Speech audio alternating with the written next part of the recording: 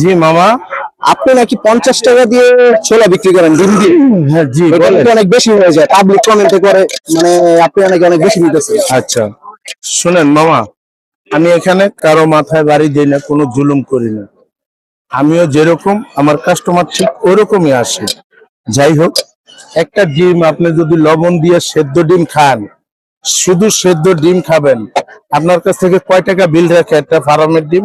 20 টাকা। 25 টাকা, 25 টাকা অথবা 20 টাকা, যাই হোক। আমি এই ডিমটা আইনা মনে করেন 20টা ডিম আনলে ওখান থেকে মনে করেন 2টা 4টা 5টা আমার ফালানি যায়, ওটা আমাকে দোকানদার ফেরত দেয় না, পচা যায়।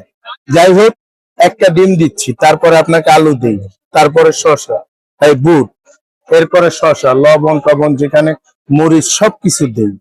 দেওয়ার পরে আপনাকে পেঁয়াজের একটা বেরেস্তা করি, আমি বেরেস্তাটাও দিই।